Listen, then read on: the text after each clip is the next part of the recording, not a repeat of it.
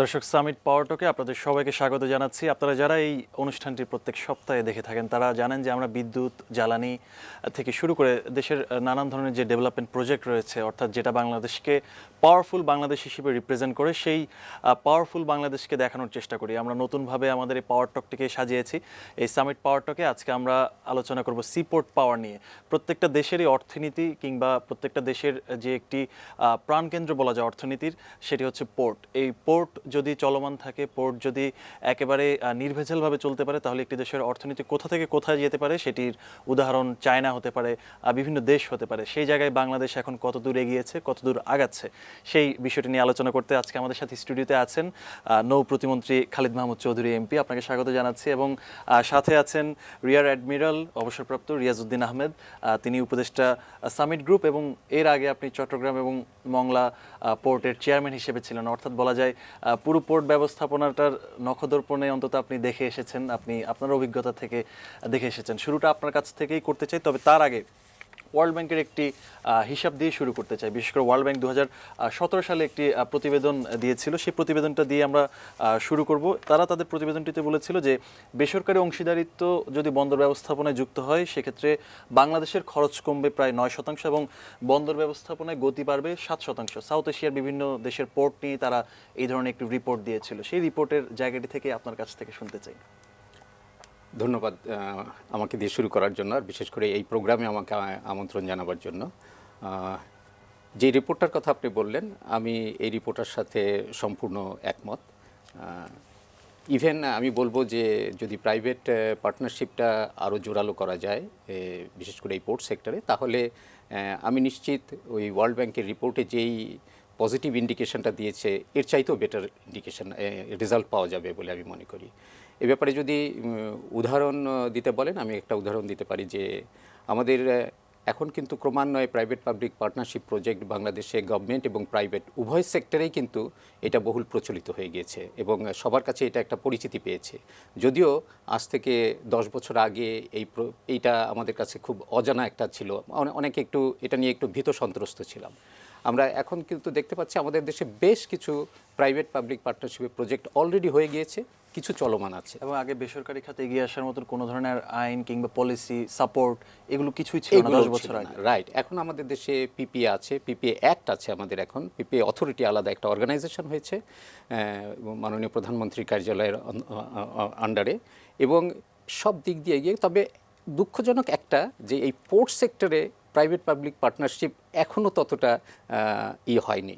যদিও মাত্র একটা, আমার জানা মতে মোংলা পোর্টে একটা প্রাইভেট পাবলিক পার্টনারশিপ প্রজেক্ট চুক্তি স্বাক্ষরিত হয়েছে, যেটা এখনও চলমান আছে বা মানে অপারেশনটা শুরু হয়নি। আর চট্টগ্রাম বন্দরে এর আগে একটা প্রজেক্ট চলমান ছিল, সেটা কোনো কারণে বাস্তবায়ন হয়নি।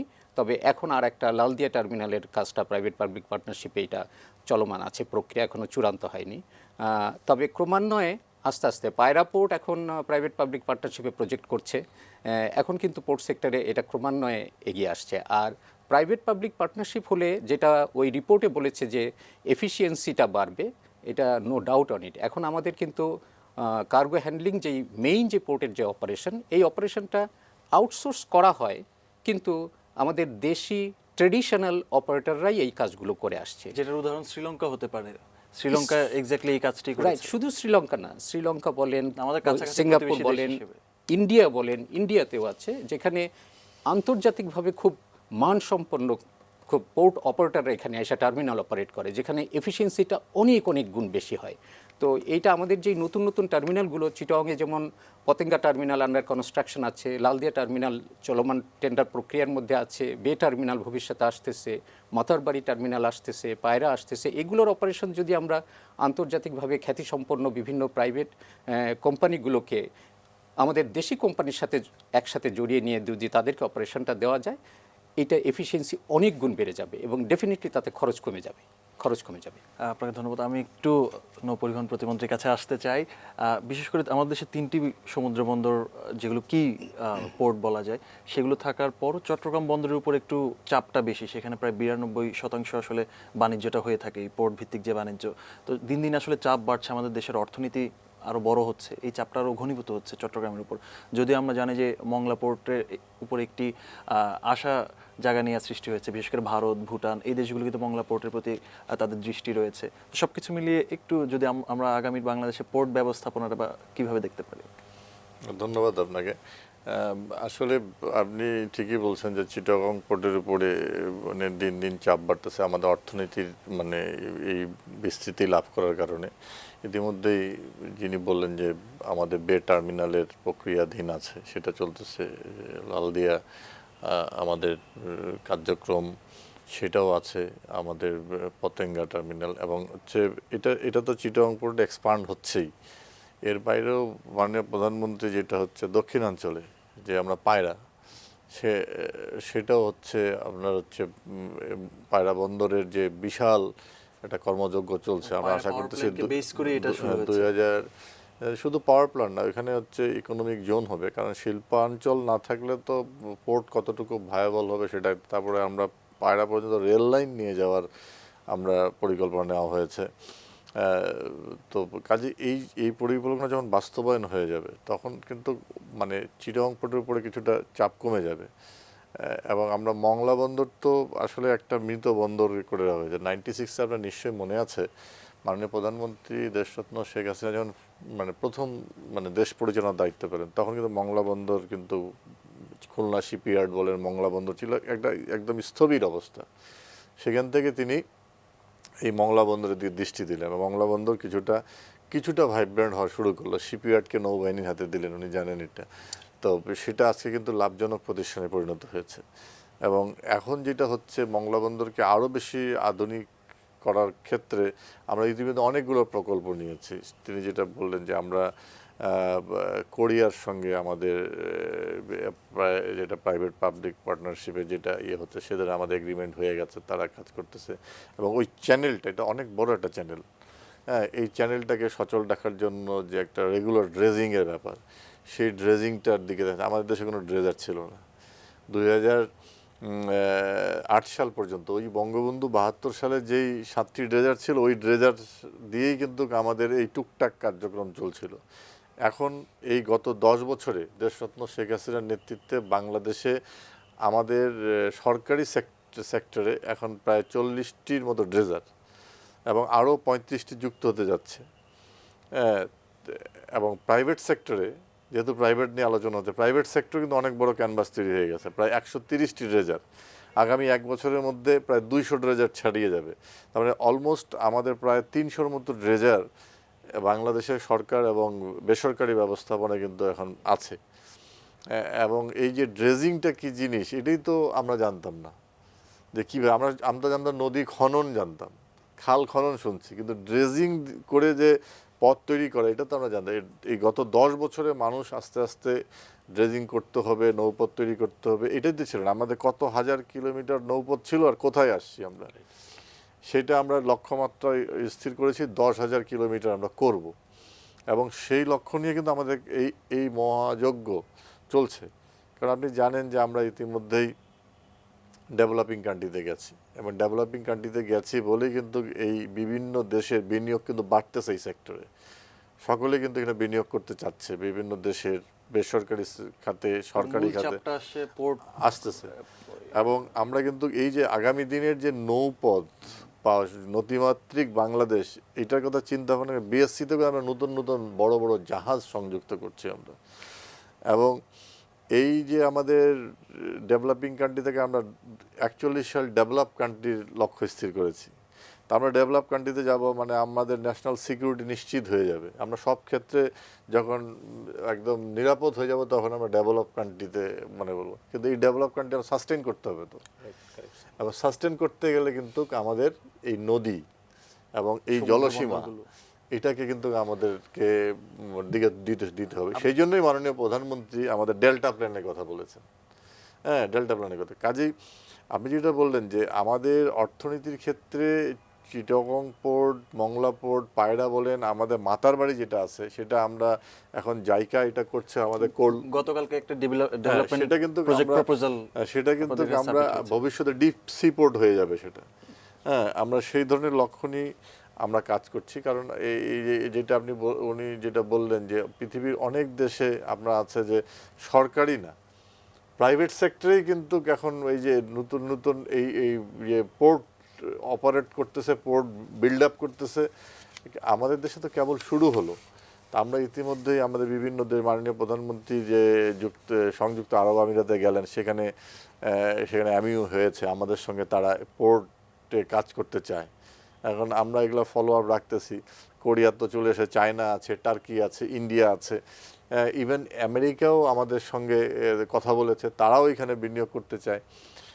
কারণ আসলে বাংলাদেশের সম্ভাবনা আছে বলেই তো এত দৃষ্টি। সেই সম্ভাবনার জন্য এই যে সমুদ্র বন্দরগুলো আছে, বিশেষ করে আগামীতে আমরা সেই জন্য বর্তমান সরকার দেশরত্ন শেখ হাসিনা বারবার আপনি দেখবেন তার যে কোনো জায়গায় তিনি যখন কথা বলেন, তিনি কিন্তু নদীকে নিয়ে কথা বলেন। আগামী দিনের এই বাংলাদেশ যে নদীকে ঘিরেই হবে, নদীমাতৃক অর্থনীতি, দুই লাইন হলেও তিনি বলেন।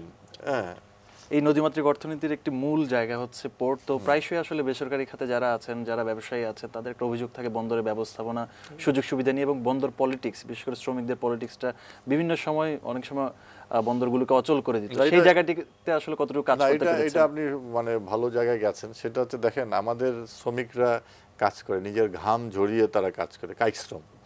তো এটা করে কেন? তাদের নিজের জীবিকার জন্য, তাদের পরিবারের জন্য। কিন্তু দেখা যায় যে এই শ্রমিকদেরকে ব্যবহার করে অনেক সময় নিজের স্বার্থ চরিতার্থ করার চেষ্টা করে। কারণ এই ইনোসেন্ট মানুষগুলোকে ব্যবহার করা হয়। আমরা কিন্তু এটাকে এক নজর দিয়েছি, যেন শ্রমিকদেরকে এইভাবে তাদেরকে ব্যবহার করে নিজের স্বার্থ যেন হাসিল না হয়।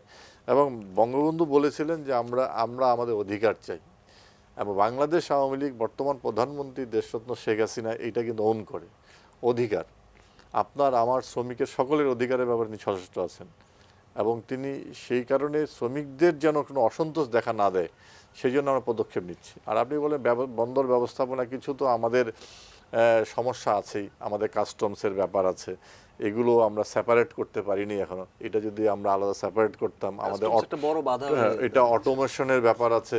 আমরা স্ক্যানার যেগুলো আছে, স্ক্যানিং ওই পর্যায়ে আমরা যেটা আলোচনা হচ্ছে, যে উন্নত দেশের পোর্টগুলোর কথা বললেন, সেই স্ক্যানিং সিস্টেমটা আমরা করতে পারি। আমরা এখনো পর্যন্ত আমরা খুলে খুলে দেখতে হচ্ছে আমাদেরকে।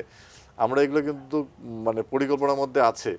আমরা আশা করতেছি যে বিশেষ করে চিটাগং মানে পোর্টকে, যেহেতু আমাদের এখানে চাপটা বেশি, আমাদের বন্দর কর্তৃপক্ষ, কাস্টম কর্তৃপক্ষ ইতিমধ্যে তারা স্ক্যানার কেনার জন্য তারা পদক্ষেপ নিয়েছে। দৃশ্যমান কতদিনের মধ্যে হতে পারে এটা? আমি আই থিঙ্ক চিটাগং পোর্ট আমার মনে হয় আগামী 2-2.5 বছরের মধ্যেই একটা অটোমেশনের মধ্যে চলে আসবে। তাহলে আমাদের এই যে জটগুলো, প্রত্যেক দিন এখানে হাজার হাজার ট্রাক ঢুকতেছে, একজন ট্রাকের সঙ্গে 2-3 জন মানুষ ঢুকতেছে, এখানে বিশৃঙ্খলা হচ্ছে। এটাকে শৃঙ্খলায় ফিরিয়ে আনার জন্য আমরা পদক্ষেপ নিচ্ছি। যেন আমরা যদি কাস্টমসটা যদি চিটাগং পোর্টের মাঝখান থেকে একটু দূরে নিয়ে আসতে পারি, সেগুলো নিয়ে আমার কথা চলতেছে, তাহলে আমাদের বিশৃঙ্খলা দূর হয়ে যাবে। প্রথমবারের মতন প্রতিমন্ত্রী হয়ে নানান বিশৃঙ্খলা দূর করার ক্ষেত্রে আপনি ইতিমধ্যেই অনেক প্রশংসা পেয়েছেন, নানান আলোচনায় আছেন। সেই আলোচনায় আসবো, বিশেষ করে বন্দরকে বাঁচিয়ে রাখতে বা বন্দরকে আরও কার্যকরী করে তুলতে কী কী পদক্ষেপ নিচ্ছেন এবং বেসরকারি খাত কীভাবে অবদান রাখতে পারে, সে বিষয়ে দর্শক আমরা আলোচনা করব। তবে এই আলোচনাটা শুনতে হলে আমাদের সাথে থাকতে হবে। নিচ্ছি ছোট্ট একটা বিরতি সামিট পাওয়ারটাকে।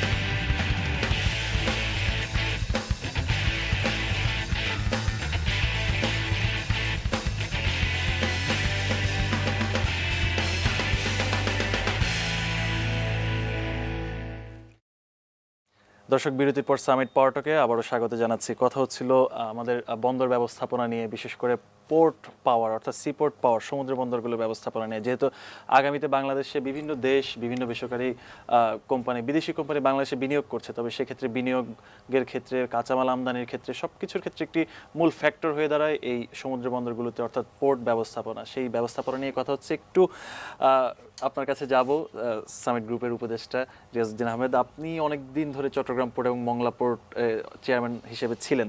তো নানান কিছু নিয়ে আসলে ব্যবহারকারী যারা আছেন তারা কখনো আসলে সন্তোষজনক উত্তর দিতে পারেননি। বিশেষ করে অনেকগুলো প্রকল্প চলে, সেই প্রকল্পগুলো এখনো চলমান আছে, উন্নয়ন প্রকল্পগুলো। কিন্তু আমাদের যে ট্রেড অফ গ্রোথ, সেই ট্রেড অফ গ্রোথ 15%-এর এখন বেশি এই বন্দর বাণিজ্যের ক্ষেত্রে। তো একজন প্রাক্তন চেয়ারম্যানের অভিজ্ঞতা থেকে আপনি আসলে কি বলবেন এই প্রকল্পগুলো নিয়ে, বা কিভাবে কি করা যেতে পারে? ওয়েল, এটা দুঃখজনক হলেও সত্য যে আমাদের দেশে যে ট্রেডিশনাল যে পদ্ধতিটা কোনো প্রকল্প বাস্তবায়ন, প্রকল্প শুরু থেকে বাস্তবায়ন করা পর্যন্ত, ট্রেডিশনালি এটা খুব লম্বা একটা পদ্ধতি আমাদের।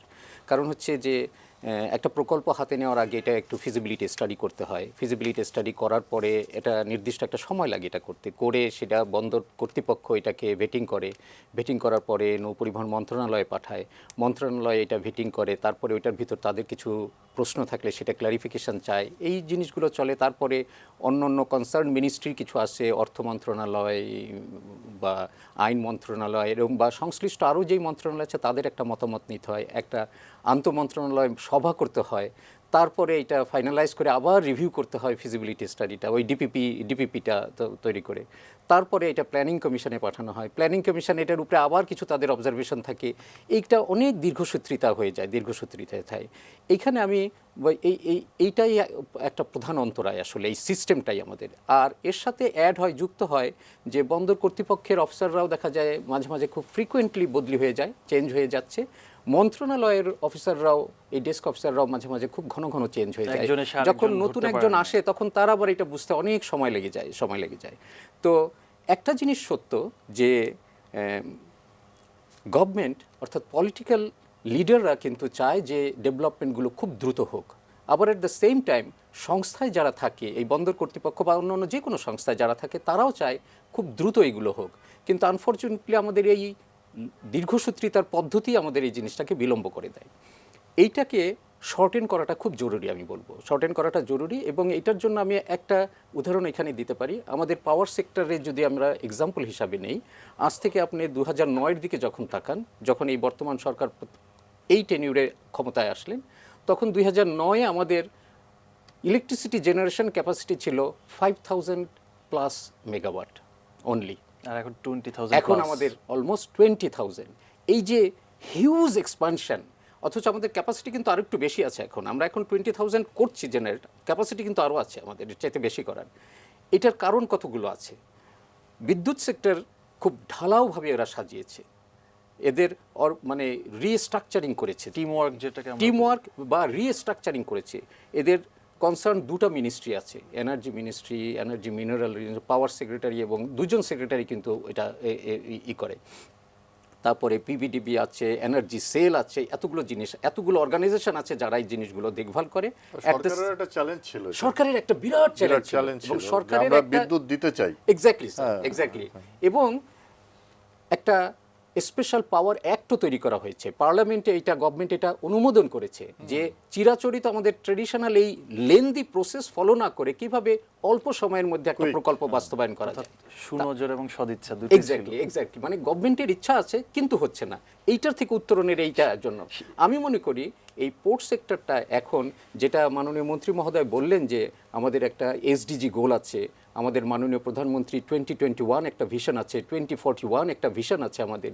এই ভিশনগুলো ফুলফিল করতে হলে পোর্ট সেক্টরের ডেভেলপমেন্টটা দ্রুত করতেই হবে, তা নাহলে আমরা পড়ে যাবো। এখন যেই প্রকল্পগুলো আছে এগুলো দ্রুত করার জন্য, বা ফিউচারে যেই পরিকল্পিত প্রকল্পগুলো আছে এগুলো করার জন্য ওই এনার্জি রেগুলেটরি কমিশনের মতো পোর্ট রেগুলেটরি একটা কমিশন করা যেতে পারে, বা অন্য কোনোভাবে আরেকজন সচিব, আরেকটা সচিবালয় মানে দুইটা মিনিস্ট্রি করা যেতে পারে মাননীয় মন্ত্রী মহোদয়ের আন্ডারে। একটা শুধু সমুদ্র বন্দরগুলো দেখবে, কারণ এখন তো শুধু এই 3টা বন্দর না, এখন বে টার্মিনাল আসতেছে, যেটা নাকি যদিও চট্টগ্রাম বন্দরের আন্ডারে, কিন্তু এটা কিন্তু চট্টগ্রাম বন্দরের এক্সিস্টিং ক্যাপাসিটির চাইতে অনেক বড় হবে এটা। মিরেশরাইতে ছোট একটা বন্দর আসতেছে, মাতারবাড়িতে একটা বন্দর আসতেছে। এখন কিন্তু আমাদের বন্দরের সংখ্যা অনেক হয়ে যাচ্ছে, কাজে এখন শুধু বন্দর দেখার জন্য একটা সচিবালয় হতে পারে, এবং BIWTA, TC, marine academy, DG shipping, BSC, অন্যান্য অর্গানাইজেশনগুলো নিয়ে আর একটা মন্ত্রণালয় হতে পারে। চমৎকার প্রপোজাল দিয়েছেন। আমি সরাসরি একেবারে প্রতিমন্ত্রী মহোদয়ের কাছে যেতে চাই। কাজের যে পরিমাণ আওতা বাড়ছে, বিশেষ করে বন্দর, বে টার্মিনাল বা চট্টগ্রাম বন্দরের আওতার বাইরে গিয়েও যে একটা বড় ধরনের এক্সপ্যানশন হচ্ছে, এই ধরনের এক্সপ্যানশনের ক্ষেত্রে লোকবল একটা বড় ফ্যাক্টর হয়ে দাঁড়ায়। যখনই আমরা ভালো ভালো উন্নয়নের কথা বলি বা পরিকল্পনার কথা বলতে যাই, তখনই আসলে বিভিন্ন মিনিস্ট্রি বা বিভিন্ন যারা প্রধান থাকেন তাদের কাছ থেকে একটা কথা শুনতে হয় যে আমাদের আসলে লোকবল বা অর্গানোগ্রামটাও এরকম না। একটি নতুন ব্যাপার আসলে পোর্ট রেগুলেটরি কমিশন, যেটির মাধ্যমে আসলেই সেভাবে ব্যবস্থা করা সম্ভব, বা বন্দর ব্যবস্থাপনাটা সাজিয়ে ঢেলে সাজানো সম্ভব, সেই জায়গাটিতে আপনি কি মনে করছেন? না, এটা তো দেখেন, আমাদের যত বেশি আমাদের বিকাশ হবে, আমাদের তত বেশি মানে ভালো ভালো আইডিয়া আমরা অ্যাডাপ্ট করবো এখানে। যেমন মনে করেন যে আমাদের এই নৌ পরিবহন মন্ত্রণালয়ে আমাদের একজন অতিরিক্ত সচিব ছিল, কিন্তু আমরা এখানে কাজ করাচ্ছি 7 জন অতিরিক্ত সচিব। হ্যাঁ, যারা সচিবের আন্ডার সেক্রেটারিয়েটে কাজ করতেছে। আমাদের জয়েন্ট সেক্রেটারি যা ছিল তার থেকে অনেক বেশি আমরা এখানে কাজ করতেছি। ডিপটি সেক্রেটারি আছে। কাজেই এই কাজের এই যে মানে দ্রুততার কারণে কিন্তু আমাদের লোকবল কিন্তু আমরা মানে যেই আকার যেখানে আছি সেখানেই নাই, আমরা কিন্তু এটাকে লোকবল বৃদ্ধি করেছি। হ্যাঁ, এবং কার্যক্রমটা এই যে এত দ্রুততার সঙ্গে 10 বছরে আমি যেটা বললাম যে একটা 10 বছর, যে 72 সালে যেখানে ছিল 2008 সাল পর্যন্ত এখানেই ছিল, এবং এখান থেকে 10 বছরে যে এত দূর চলে যাওয়া, এটা কিন্তু মানে চারটিখানি ব্যাপার না। এটা তো মানে একটা পোর্ট, একটা অপারেট করার পোর্ট, একটা নতুনভাবে বিল্ড আপ করা, এটা তো অনেক হিউজ ব্যাপার, একটা ভিশন ছিল বলে এত দূর আসা হিউজ ব্যাপার। কাজেই আমরা এটা করতে চাই, যদি ভবিষ্যতে যদি এরকম প্রয়োজনীয়তা দেখা দেয় যে না আমাদের এত বেশি বিকাশ ঘটে গেছে, আমাদের আরেকটা বিভাগ করা দরকার, আমরা অবশ্যই বিভাগ করব। সব ধরনের আমাদের ব্যবস্থা, আমরা যেমন নদী দিকে দৃষ্টি দিয়েছি, আমরা নদী রক্ষা কমিশন করেছি, সেই কমিশন কাজ করতেছে এবং তারা সুপারিশ করতেছে এবং ইতিমধ্যে তারা ভাইব্রেন্ট। তাহলে এই নদী, এবং আপনি জানেন যে আমি নদীর পাড়ে আছি কিন্তু আমি নদীকে নিয়ে ভাবতেছি না, মানে ব্যাপারটা এরকম দাঁড়িয়ে গিয়েছিল। অথচ এই নদীর পাড়ে মানে যত আমাদের কবি, সাহিত্যিক, বুদ্ধিজীবী যা কিছু আছে নদীকে ঘিরেই, কিন্তু নদী ঘিরেই বাংলাদেশের জন্ম, সবকিছু নদী, মানে নদীকে ঘিরেই আপনি যার দিকেই তাকাবেন, যত বড় বড় আমাদের কবি, সাহিত্যিক, বুদ্ধিজীবী যা আছে সবই নদী। সেই নদীকেই আমরা তো মেরে সেই ফেলেছিলাম। নদীর পাশে আমি থাকি, নদীকে নিয়ে ভাবতেছি না কেন? আমাদেরকে মানে এমনভাবে আমাদের চিন্তা ভাবনাগুলো এমনভাবে জড়িয়ে ফেলা হয়েছিল সামাজিক অবক্ষয়ের কারণে, রাজনৈতিক দুর্বৃত্তায়নের কারণে, কাজে এটা ভাবার ভুলে গেছিলাম আমরা। কিন্তু এখন বর্তমান সরকারের আমলে দেখেন আপনি, নদী নিয়ে মানুষ ভাবতেছে। সে বলতেছে কেন আমার বাড়ির পাশেই তো নদী আছে, নদী তো এইরকম ছিল, এখন তো নাই এখানে নদী। এই যে ভাবতেছে, এটাই হচ্ছে আমাদের অ্যাচিভমেন্ট, যে মানুষ 16 কোটি মানুষ এখন নদী নিয়ে ভাবতেছে। এটা হচ্ছে আমাদের প্রাইমারি একটা সাকসেস। ভবিষ্যতে এই ভাবনাটাই আমাদেরকে ভবিষ্যতের লক্ষ্যে নিয়ে যাবে। আচ্ছা, একটু একটা বিষয় নিয়ে জানবো, সেটা হচ্ছে আপনার মিনিস্ট্রিতে মাতারবাড়ি ডিপ সি পোর্ট নিয়ে একটি ডেভেলপমেন্ট প্রজেক্ট প্রপোজাল জায়গার পক্ষ থেকে দেওয়া হয়েছে, এবং সবকিছু মিলে এই ডিপ সি পোর্টের ডেভেলপমেন্ট প্রজেক্ট প্রপোজালের রূপটা কেমন হতে পারে, বা কি ধরনের আসল বিষয় হতে পারে? এখানে তো আপনি যা মাতারবাড়ি কোল বেস পাওয়ার প্ল্যান্ট এটা হচ্ছে, সেই আলোকে এখানে ওই মাতারবাড়িতে এখানে যেই টার্মিনালটা হচ্ছে এখানে, তো এখানে ভবিষ্যতের একটা চিন্তা ভাবনা আছে যে এই পোর্টটাকে আমরা যে সোনাদিয়া ডিপ সোপোর্ট একটা প্রপোজাল একটা আছে চিন্তা ভাবনা, তো আমরা সেটা ওরা প্রপোজাল যেটা হচ্ছে এইটাই আমাদের ডিপ সি পোর্ট হইতে পারে। সোনাদিয়ার যে আমাদের যে চিন্তাটা, সেই চিন্তাটা এখানেই আমাদের মানে বাস্তবায়ন করা সম্ভব, খুব কাছাকাছি, এটাই সোনাদিয়া পর্যন্ত চলে যেতে পারে। তো কাজে এই ধরনের একটা আছে, এবং আমার মনে হয় ভবিষ্যতে এই ধরনের দিকেই আমরা এগিয়ে যাব। এবং ডিপ সি পোর্টের তো বেশ কিছু প্রপোজালও আছে বাংলাদেশের কাছে, যা শুধু জায়গা না, চায়নাও আগ্রহী, বিভিন্ন দেশও আগ্রহী, অনেক দেশেই আছে। সেটা আমাদের সিদ্ধান্তের উপর ইয়ে করে, কারণ আমরা তো আসলে দেখেন আমাদের রিজিওনাল একটা পলিটিক্সও আছে, আমরা অত বেশি পলিটিক্স বুঝি না। আমরা চাই যে রিজিওনাল সম্পর্ক, আমরা সবার সঙ্গে আমরা সম্পর্ক ভালো রাখতে চাই, বন্ধুত্ব রাখতে চাই। শ্রীলঙ্কার মতো, শ্রীলঙ্কা যেমন একটু বন্দর দিয়েছিল চায়নাকে ব্যবস্থাপনায়, তো সবকিছু মিলে সেটা যাতে না হয়। শ্রীলঙ্কার মানে আপনার পলিসি কি, আমাদের পলিসি তো আলাদা। আমরা বঙ্গবন্ধু যেটা বলতেছে বৈরিতা না বন্ধুত্ব, তা আমরা সেটাই চাই। আবার রিজিওনাল রিলেশনটা ভালো, এটা হতে আমরা কানেক্টিভিটি বাড়াই, এর মধ্যে নিজেদের দক্ষতাটাও বাড়ানো যায়। তারা যদি যুক্ত হয় আমাদের সাথে, এই যে একসাথে থাকা, একসাথে কাজ করা, আমাদের প্রকৌশলীরাও আপনার এক জায়গায় হয়ে গেছে। দেখেন একটা পাশ দিয়ে আপনি টোটাল ইউরোপের আপনি 36টা দেশ ঘুরতে পারতেছেন, কোনো বাধা নেই, তাই না? এই যে একটা রিলেশন তৈরি হয়েছে, কেন? বিশ্বাস, আস্থা। তা আমরা যদি সেই আস্থা এবং বিশ্বাসের জায়গায় যেতে পারি, শুধু ইউরোপ কেন, সারা পৃথিবী তো একটা পাশে ঘোরা যায়। ইন্টারকানেক্টিভিটি, ইন্টারকানেকশন, ইন্টার রিলেশন, এগুলো নিয়ে কথা হচ্ছে।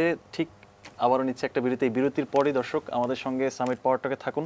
বিশেষ করে ইন্টার কানেক্টিভিটি, ইন্টার রিলেশন এবং বিভিন্ন বিদেশি রাষ্ট্রগুলো বা বিদেশি কোম্পানিগুলোর সাথে যে বিনিয়োগের একটি বড় ব্যাপার জড়িত এই সিপোর্ট পাওয়ারে এবং এই বাণিজ্যিক ক্ষেত্রে, সেটি অন্তত বাংলাদেশের যে কৌশল রয়েছে, যে স্ট্র্যাটেজি রয়েছে বিভিন্ন দেশের সাথে, তার রূপটা কেমন হতে পারে আগামীতে, তাই নিয়ে আলোচনা করব ছোট্ট একটি বিরতির পর।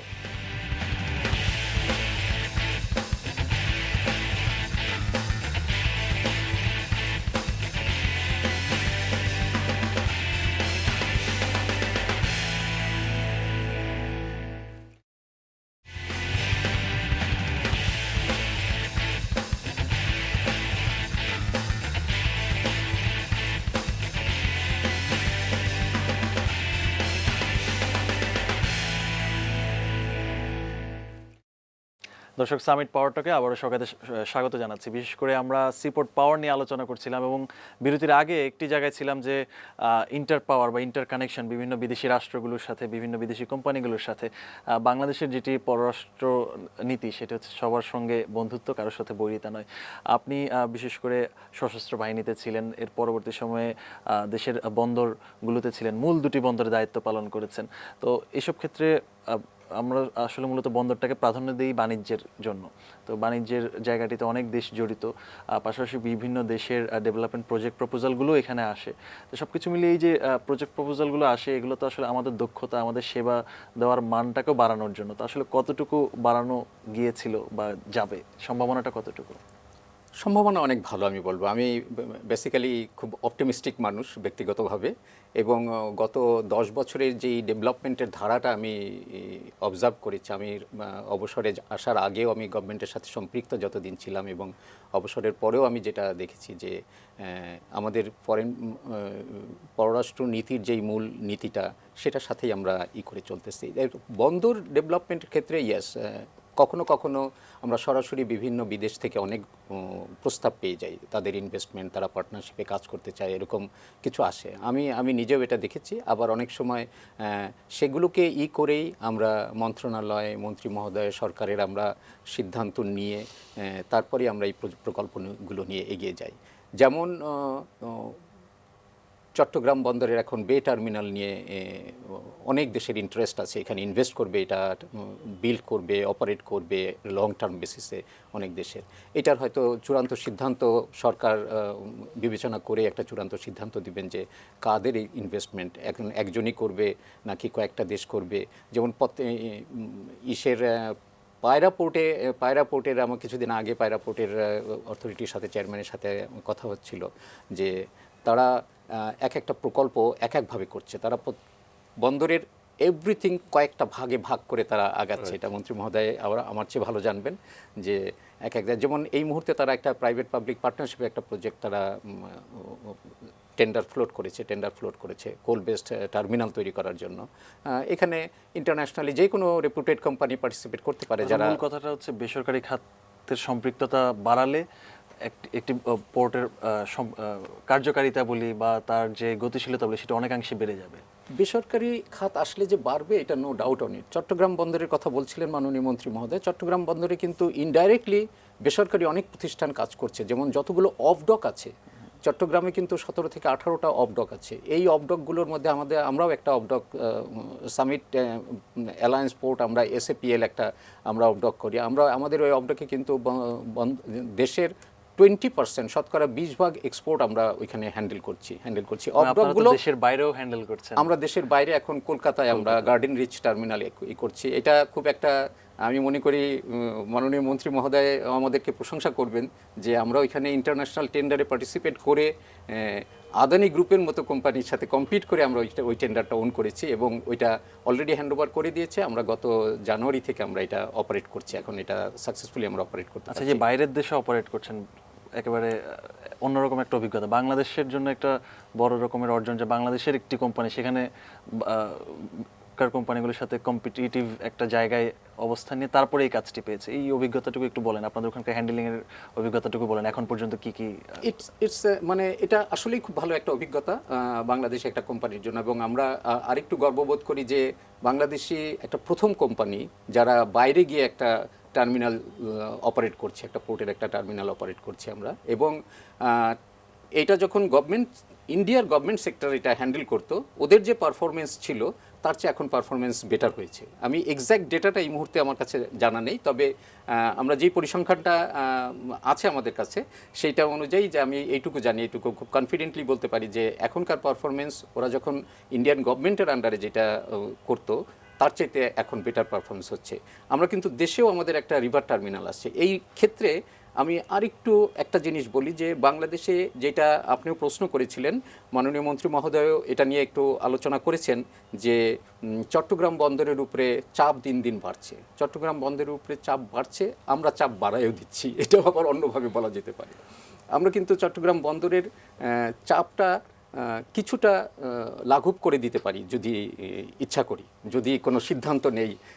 যেমন আমি বলি, বন্দর ফ্যাসিলিটিস কিন্তু দেশে আরও কিছু আছে, খুব বড় আকারে না থাকলেও। যেমন মংলা পোর্টের যেটি কিন্তু এখনও আনইউজড। আমি কালকে রাতেই ডাইরেক্টর ট্রাফিকের সাথে কথা বলছিলাম, যেটিতে মাত্র একটা কন্টেইনার জাহাজ আছে, ওইখানে 5টা জেটি আছে।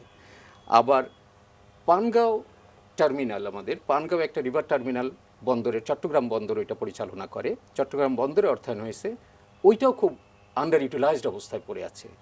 মুক্তারপুরে, নারায়ণগঞ্জে মুক্তারপুরে আমাদের সামিট অ্যালায়েন্স পোর্টের একটা প্রাইভেট টার্মিনাল আছে, আন্ডার ইউজ পড়ে আছে। এগুলো সরকারি বেসরকারি অর্থ খরচে সরকারের অনুমোদন নিয়ে এই ফ্যাসিলিটিসগুলো তৈরি করা হয়েছে। চট্টগ্রাম বন্দরের লোড কিছুটা যদি আমরা এই মোংলা পোর্ট, পানগাঁও এবং মুক্তারপুরে যে প্রাইভেট টার্মিনাল একটা হয়ে গেছে, এগুলোকে যদি একটু ইউটিলাইজ করতে পারতাম কিছু সিদ্ধান্ত নিয়ে, কিছু নীতিগত কিছু সিদ্ধান্ত নিয়ে, তাহলে আমার মনে হয় চট্টগ্রাম বন্দরের এটা কিছুটা লাঘব হতো। At the same time private পার্টির ডিসেন্ট্রালাইজেশন যেটাকে বলে, এবং আমাদের ব্যবসায়ীদের আর অভিযোগ থাকতো না। অনেকগুলো রিকমেন্ডেশন, আমরা প্রায় শেষ দিকে মাননীয় নৌপরিবহন প্রতিমন্ত্রী আপনার কাছে অনেক রিকমেন্ডেশন এবং প্রশ্ন নিয়ে আসছি। না, এই প্রপোজালগুলো তার আমাদের 5টি প্রাইভেট যে টার্মিনালের আমরা অনুমোদন দিয়েছি, শুধু সামিট না, অপারেশন করার জন্য আসেনি। তো এগুলো আমরা দিয়েছি, সরকার যে অনুমোদনটা দিয়ে সেটা দিয়েছে এই যে উনি যে এই কথাটা বলে এই লক্ষ্য নিয়েই তো আমরা করেছি, যে আমাদের এই এক্সপান্ড করে দেওয়া। কিন্তু আমাদের কিছু কিছু মানে মানে বিষয় আছে যেগুলোর কারণে এগুলো আমরা সচল করতে আমাদের সময় লাগতেছে, যেটা আমাদের তো এই ইচ্ছা করলে আমরা করে, কিন্তু নীতিমালা বিধিমালা আইন কানুন আমাদেরকে অনুসরণ করতে হয়। চিটাগং পোর্টের যে আমরা যে পানগাঁ টার্মিনালটা, সেখানে আমরা সেইভাবে সচল করতে পারি নাই, মানে রেগুলার সেখানে সেভাবে জাহাজ আসতেছে না, সেটা যেন রেগুলার জাহাজ যেন আসে এখানে, সেই ব্যবস্থা। ব্যবসায়ীরা কিন্তু আগ্রহী আছে, কিন্তু কেন এটা হচ্ছে না সেগুলো আমরা ইতিমধ্যে আমরা একটা সভা করেছি, এবং আমরা পরবর্তী আরেকটি সভা আছে আমাদের আশুগঞ্জ এবং পানগাঁ নিয়ে। তা আমরা আশা করি যে এগুলো আমাদের সচল হবে, কারণ আমরা যেহেতু লক্ষ্যটা দিয়েছি, যেই কথাটা উনি মাঝখানে বলেছিলেন যে 2008 সালে আমরা বিদ্যুতের উপরে চ্যালেঞ্জ নিয়েছিলাম, আমরা সফল হয়েছি। আমি মনে করি আমাদের বর্তমানে চ্যালেঞ্জটা হচ্ছে আমরা নদী এবং নদী বন্দরকে ব্যবহার করে বাংলাদেশের অর্থনীতির বিকাশ সাধন। তা আমার মনে হয় যে যেহেতু দেশপ্রেমিক এবং দায়িত্বশীল একটি সরকার, দেশরত্ন শেখ হাসিনার এই নেতৃত্বে এখানে পরিচালনায় আছে, দেশ পরিচালনা আছে, আমি আশা করি আমাদের এই চ্যালেঞ্জগুলো আমরা মোকাবেলা করে আমরা সফলতা অর্জন করতে পারব। আর এই যে বন্দরগুলোকে ঘিরে এক ধরনের যে বিভিন্ন ধরনের অভিযোগ বা উচ্ছৃঙ্খলতার অভিযোগ থাকে, এই জায়গাটিতে আসলে কোনো কাউন্সিলিং বা কিভাবে কাজ করছেন আপনি নতুন দায়িত্ব নিয়েছেন? না, এটা অভিযোগ থাকবেই, কারণ আমরা তো আসলে এখানে একটা পলিটিক্যাল কথা বলতে হয়। সেটা হচ্ছে আমরা দেশে একটা মুক্তিযুদ্ধের মধ্যে দিয়ে অর্জন করেছি, সেই মুক্তিযুদ্ধে কিন্তু একটা বিরোধী পক্ষ ছিল। এটা এটা এটা একটা দেশের জন্য খুব লজ্জার। কোনো জাতি স্বাধীনতার ক্ষেত্রে কেউ বিরোধিতা করে নাই, কিন্তু আমরা এখানে বিরোধিতা করেছি। এবং মাত্র 3.5 বছরের মাথায় আমাদের যে মহান নেতা বঙ্গবন্ধুকে হত্যা করা হয়েছে, এরপরে তো সর্বক্ষেত্রে একটা জটিলতা তৈরি হয়েছে, বিশৃঙ্খলা, যে কথাটা বললাম, যেটা লুটেরা অর্থনীতি বলেন, সমাজ বলেন, দুর্বৃত্তায়ন একটা তৈরি করা হয়েছে। এটা আপনি রাতারাতি চেঞ্জ করতে পারবেন না। এই যে আমরা এত বড় একটা পরিবর্তন এনেছি, আপনি রাতারাতি কি এটা সিঙ্গাপুর পোর্ট বানাইতে পারবেন?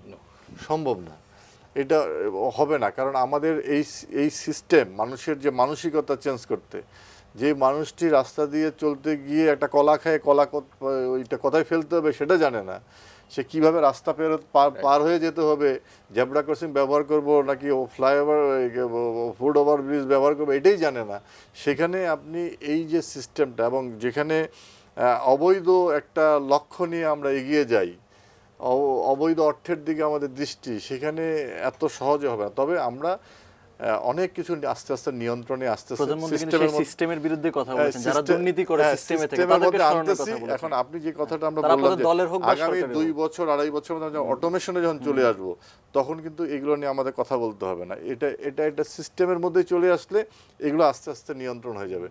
এখন যদি আমরা বিরাট একটা সাঁড়াশি আক্রমণ করতে যাই, তাহলে কিন্তু পুরো সিস্টেমটাই লস হয়ে যাবে। মাননীয় প্রধানমন্ত্রী, কাজে আমরা আরেকটি শেষ এটাকে প্রশ্ন, সামনে এগিয়ে নিতে আরেকটি শেষ চাই। প্রশ্ন, সেটা হচ্ছে প্রধানমন্ত্রী সবসময় অনুশাসনের কথা বলেন, দুর্নীতি অপসারণের কথা বলেন। তো আমরা অন্তত যতটুকু জানি রিপোর্টিং করার ক্ষেত্রে এবং যারা সংশ্লিষ্ট আছেন সবার কাছ থেকে যতটুকু জানি, এখন কার্যকারিতা যেমন বেড়েছে, তেমনি আসলে দুর্নীতি কিংবা এই যে লবিং বিভিন্ন জায়গায়, বিভিন্ন মন্ত্রণালয় বলি বা বিশেষ করে নৌ পরিবহন মন্ত্রণালয় বলি, একটা সিন্ডিকেট সবসময় অভিযোগ ছিল। আপনি নতুন দায়িত্ব নেওয়ার পরে অনেকগুলো কাজ করেছেন, বিশেষ করে নদীকে দখলমুক্ত করেছেন, পাশাপাশি বিভিন্ন সিন্ডিকেটে যারা জড়িত তাদেরকেও সরিয়ে দিয়েছেন। তো এই জায়গাটিতে আসলে কতটুকু কাজ করছেন অনুশাসন সুশাসন নিশ্চিতের ক্ষেত্রে? দেখেন, আমরা দেশরত্ন শেখ হাসিনা আমাদেরকে মন্ত্রিসভায় প্রতিমন্ত্রী হিসেবে তিনি জায়গা করে দিয়েছেন, এবং আমরা শপথ নিয়েছি দেশের জন্য, দেশের মানুষের জন্য। তো এই শপথটা যতটুকু চেষ্টা করি শপথটাকে রক্ষা করার জন্য সর্বাত্মক চেষ্টা করে যাই, এবং সেই জায়গাটায় সফল হওয়ার চেষ্টা করি শপথটা রক্ষা করার ক্ষেত্রে। হ্যাঁ, এবং মাননীয় প্রধানমন্ত্রী যে বিশ্বাসটা রেখেছেন, তিনি একজন দেশপ্রেমিক, এবং এই দেশকে তার থেকে বেশি কেউ ভালোবাসে না, এটা আমি বিশ্বাস করি না। তার এই বিশ্বাসটা যে আমার উপরে পড়েছে, এইটার সম্মান আমি দিতে চাই। ধন্যবাদ আপনাকে। আপনার স্যার, আপনার কোনো লাস্ট যদি রিকমেন্ডেশন থাকে স্যার, 1 বা 2 লাইনে স্যার, এই সিপোর্ট পাওয়ার নিয়ে স্যার, বা সরকারের আগামী ভিশন নিয়ে। আমি খুব আশাবাদী যে মাননীয় প্রধানমন্ত্রী যে ভিশন 2021 আছে, 2041 আছে, এবং তার আগে যে এসডিজি গোল অ্যাচিভ করতে হবে আমাদের, যেইভাবে আমাদের প্রজেক্টগুলো এগিয়ে যাচ্ছে সেটা করতে হবে। তবে মাননীয় মন্ত্রী মহোদয়ের কাছে আমার বিনীত অনুরোধ, যেই প্রক্রিয়ায় কিছুটা হলেও নতুন কোনো নীতি অবলম্বন করে হলেও প্রকল্পগুলো দ্রুত বাস্তবায়নের কোনো পদ্ধতি যদি নেওয়া যায়, দরকার হলে স্পেশাল অ্যাক্ট পাশ করে পার্লামেন্টে যদি করা যায়, তাহলে আমার মনে হয় দ্রুততার সাথে করা দরকার আমাদের ওই লক্ষ্যগুলো অর্জন করার জন্য। আপনাকে ধন্যবাদ। যে কথাটি মাননীয় প্রতিমন্ত্রী মহোদয় বলছিলেন, একটি শপথ নিয়ে তারা দেশ পরিচালনা করছেন। আমরা সেই শপথের কথা বলতে চাই, বিশেষ করে বাংলাদেশকে এগিয়ে নিয়ে যাওয়ার ক্ষেত্রে, পাওয়ারফুল বাংলাদেশ হিসেবে গড়ে তোলার ক্ষেত্রে, পরিচিত করার ক্ষেত্রে বিশ্বব্যাপী সেই শপথটা যেমন সরকারের দায়িত্ব, তেমনি একজন ব্যবসায়ী হিসেবে ব্যবসায়ীর দায়িত্ব, একটি বেসরকারি প্রতিষ্ঠান হিসেবে সেই প্রতিষ্ঠানের দায়িত্ব, একজন মানুষ হিসেবে নাগরিক হিসেবে আমাদের প্রত্যেকেরই দায়িত্ব এই শপথটা পালন করা, যে বাংলাদেশকে এগিয়ে নিয়ে যাওয়ার শপথ। সেই শপথ দিয়েই অনুষ্ঠান শেষ করছি। সামিট পাওয়ার টক, আবারও দেখা হবে ভিন্ন কোনো বিষয় নিয়ে। সে পর্যন্ত দর্শক ভালো থাকুন, 18 নিউজের সঙ্গেই থাকুন।